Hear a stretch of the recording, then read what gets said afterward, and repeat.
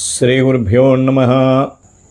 గజాననం పార్వతీప్రియనందనం మోదకప్రియం గరికమాళాశోభితం నమామి విఘ్నేశ్వర పాదపంకజం.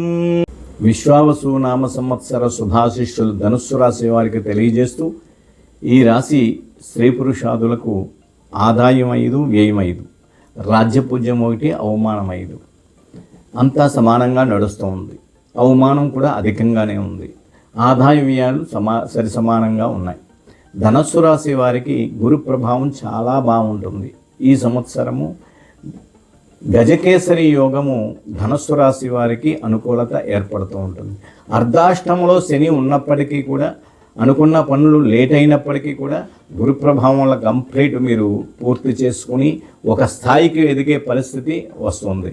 దేశ విదేశాల్లో ఉన్నవారికి కూడా ఈ సంవత్సరం చాలా ధనుసు రాశి వారికి అనుకూలంగా ఉంటుంది. ఏదైనా మీరు ఈ సంవత్సరము ధనాదాయం అభివృద్ధి చేసుకుంటూ ఒక వాహనాలు కొనుక్కోవడం కానీ, భూయోగము కానీ, భూములు కొనుక్కోవడం కానీ, గృహం కొనుక్కోవడం కానీ, ఇటువంటి చక్కటి విషయాలు అన్నీ ఈ సంవత్సరం జరుగుతుంది. ఏదైనా కొత్త ప్రారంభాలు ప్రారంభించినట్లయితే ఈ సంవత్సరం సానుకూలతగానే ఉంటుంది.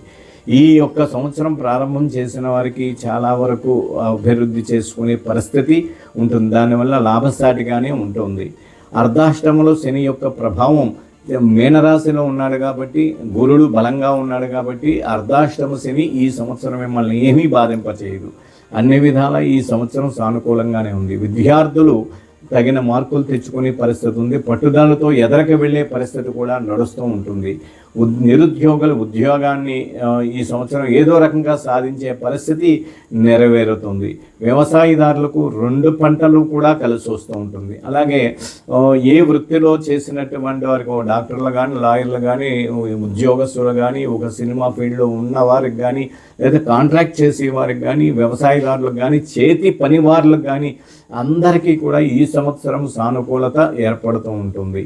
అయినా ఈ శని ప్రభావం కొద్దిగా ఉంది కాబట్టి శని త్రయోదశులు, మహామృత్యుంజయ జపాలు, శనికి సంబంధించిన జపాదులు ఆచరించడం వల్ల అన్ని విధాలా కూడా సానుకూలత ఏర్పడుతూ ఉంటుంది.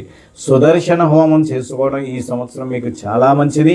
ఎక్కడైనా ఆలయాల్లో చేసుకున్నా, లేకపోతే సొంతంగా ఇంట్లో మీకు దగ్గరలో ఉన్నటువంటి బ్రాహ్మణోత్తములు పిలిచి సుదర్శన హోమం చేసుకున్నట్టయితే అన్ని విధాలా చాలా శుభ సూచనలు కనపడుతూ ఉంటాయి.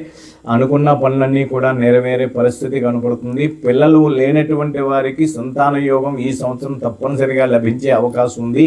ఆ విఘ్నేశ్వరుని యొక్క అనుగ్రహం ఈ సంవత్సరం మీకు లభింపచేసే అవకాశాలు ఉన్నాయి. ఈ సంవత్సరం ధనస్సు రాశి వారికి మంచి అదృష్ట సంఖ్య 5. అదృష్ట రోజు బుధవారం వస్తుంది. అయితే ఈ బుధ శుక్రవారాల్లో ఏ పని మీరు ప్రారంభం చేసినా అభివృద్ధి చేసే పరిస్థితి ఈ సంవత్సరం మీకు లభింపచేస్తూ ఉంది.